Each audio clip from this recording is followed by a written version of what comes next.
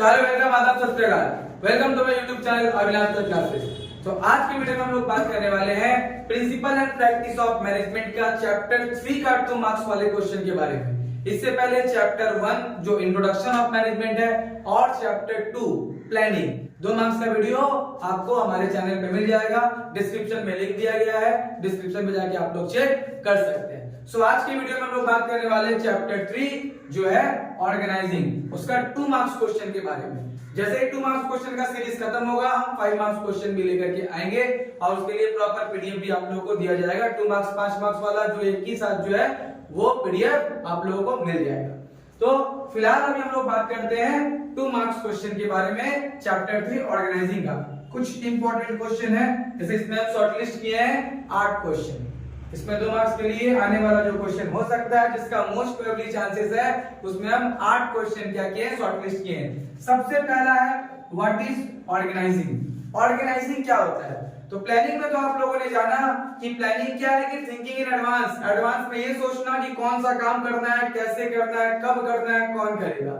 सो organising एक ऐसा process होता है जिसमें हम लोग पहले काम को आइडेंटिफाई करते हैं, फिर उसको क्या करते हैं, ग्रुप करते हैं और एलोकेट करते हैं अलग अलग डिपार्टमेंट्स में। तो पहले क्या किया जाता है, काम को आइडेंटिफाई किया जाता है, उसके बाद ग्रुप करके उसको अलग अलग डिपार्टमेंट्स में क्या किया जाता है, एलोकेट किया जाता है। उसके बाद हम लोग अथॉरिटी रिस्पांसिबिलिटी रिलेशनशिप को एस्टेब्लिश करते हैं। तो इसी प्रोसेस को हम लोग क्या कहते हैं, ऑर्गेनाइजिंग। तो क्या है, organising is a process of identifying the activities and grouping and allocating into different departments। तो सभी को मतलब सभी एक्टिविटीज को पहले आइडेंटिफाई करके अलग अलग डिपार्टमेंट में उसको क्या कर दिया जाना, एलोकेट कर दिया जाना और अथॉरिटी रिस्पांसिबिलिटी रिलेशनशिप स्टेब्लिश करने के साथ साथ जिससे जॉब का क्या रहे, क्लैरिटी रहे और हमको किसको रिपोर्ट सौंपना है काम करने के बाद वो भी बात क्या रहेगा, क्लियर रहेगा। तो उस प्रोसेस को हम लोग क्या कहते हैं, ऑर्गेनाइजिंग कहते हैं। नेक्स्ट क्वेश्चन है what do you mean by organisation structure. तो ऑर्गेनाइजेशन स्ट्रक्चर से क्या होता है, तो ऑर्गेनाइजेशन स्ट्रक्चर से हम लोग कोऑर्डिनेट करते हैं, एक्टिविटीज डायरेक्ट होता है और कंट्रोल्ड होता है। किस लिए, in order to achieve goal of the organisation.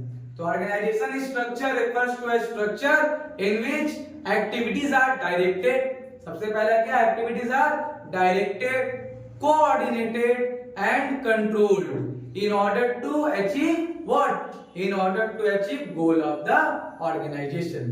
तो ऑर्गेनाइजेशन अपना गोल अचीव करने के लिए जब कोई भी एक्टिविटीज को क्या करता है, डायरेक्ट करता है, कंट्रोल्ड करता है और कोऑर्डिनेट करता है, उसी प्रोसेस को हम लोग, उसी स्ट्रक्चर को हम लोग क्या कहते हैं, ऑर्गेनाइजेशन स्ट्रक्चर।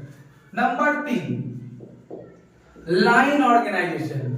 लाइन ऑर्गेनाइजेशन क्या है, लाइन ऑर्गेनाइजेशन जो है वो क्या है, ओल्डेस्ट फॉर्म ऑफ ऑर्गेनाइजेशन है। जितना भी ऑर्गेनाइजेशन स्ट्रक्चर में अलग अलग स्ट्रक्चर है उसमें लाइन ऑर्गेनाइजेशन क्या है, ओल्डेस्ट फॉर्म ऑफ ऑर्गेनाइजेशन है, जिसमें अथॉरिटी जो रहता है वो कैसे मतलब हम लोग स्टेब्लिश किया जाता है, टॉप टू बॉटम। कैसे, टॉप टू बॉटम और लाइन वे में। जैसे पहले सुपीरियर से सबऑर्डिनेट का पास है, फिर उससे जो उसका सबऑर्डिनेट है उसके पास एकदम टॉप लेवल से लेकर के बॉटम लेवल तक क्या होगा, डायरेक्शन प्रोवाइड किया जाएगा। उसी को हम लोग क्या बोलते हैं, लाइन ऑर्गेनाइजेशन बोलते हैं। ये क्या है, ओल्डेस्ट फॉर्म ऑफ ऑर्गेनाइजेशन है और इसमें अथॉरिटी और रिस्पांसिबिलिटी किसके अकॉर्डिंग सेट होता है, उसका लेवल के अकॉर्डिंग। कहां से कहां तक, टॉप लेवल से लोअर लेवल तक, उसको हम लोग क्या बोलते हैं, लाइन ऑर्गेनाइजेशन। 4th नंबर क्या है, डिपार्टमेंटेशन। तो डिपार्टमेंटेशन क्या है, तो डिपार्टमेंटेशन मतलब क्या, एक्टिविटीज के अकॉर्डिंग जॉब एलोकेट करके अलग अलग डिपार्टमेंट को काम करने का जो प्रोसेस होता है उसी को हम लोग क्या बोलते हैं, डिपार्टमेंटेशन। डिपार्टमेंटेशन कैसा प्रोसेस है कि असाइनिंग द एक्टिविटीज और allocating the activities into various departments, ठीक है, या फिर रिलेटेड डिपार्टमेंट। जो काम जिस डिपार्टमेंट का है उस काम को उसी डिपार्टमेंट में सौंपने का क्रिया को हम लोग क्या बोलते हैं, डिपार्टमेंटेशन। तो डिपार्टमेंटेशन हम लोग फंक्शन के अकॉर्डिंग भी कर सकते हैं, प्रोडक्ट के अकॉर्डिंग भी कर सकते हैं प्रोसेस के अकॉर्डिंग भी कर सकते हैं। तो अलग अलग टाइप से हम लोग क्या कर सकते हैं, डिपार्टमेंटेशन क्रिएट कर सकते हैं। फिफ्थ नंबर है what do you mean by functional organisation.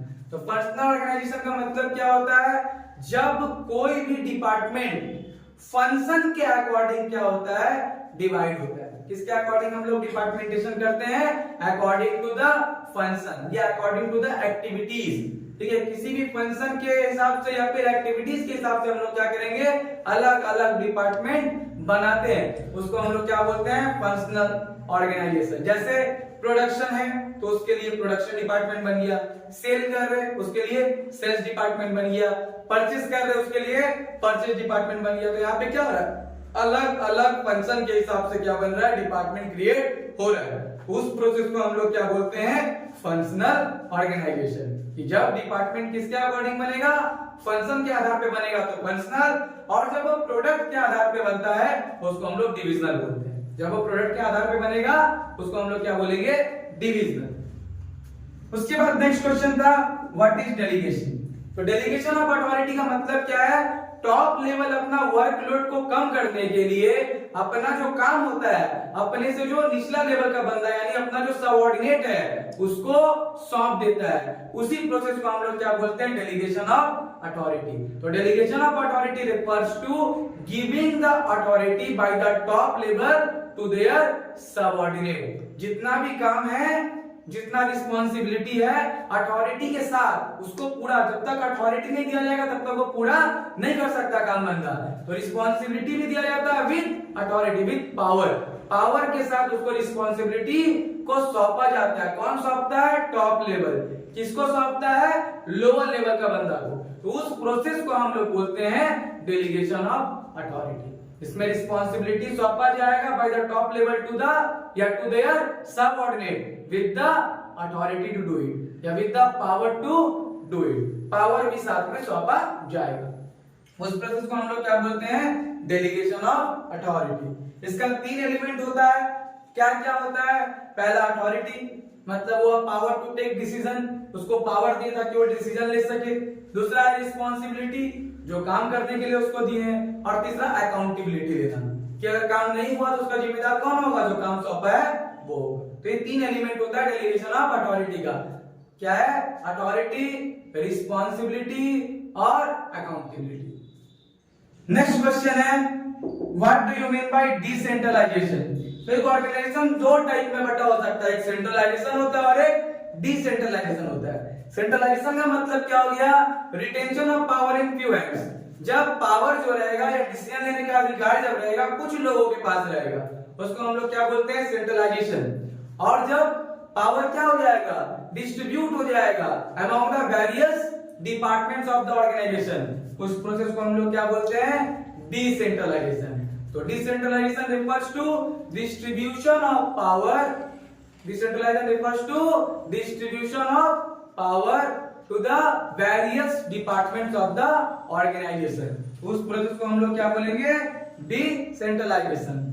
Last one है what is span of management. Span of management क्या होता है, तो जब कुछ नंबर में जो सबऑर्डिनेट होता है एक ही सुपीरियर के द्वारा क्या किया जाएगा, मेंटेन किया जाएगा उसको, तो उसको हम लोग क्या बोलेंगे, स्पैन ऑफ मैनेजमेंट। तो क्या होता है, जब पर्टिकुलर नंबर ऑफ पर्सन क्या होता है, supervised by the one supervisor, this process is called span of management. ठीक है, span of management refers to supervising particular number of person by the one supervisor and this process is called span of management। तो इस तरह से 2 marks का question के लिए ये 8 क्वेश्चन का आने का चांसेस ज्यादा है अपना चैप्टर 3 ऑर्गेनाइजिंग से।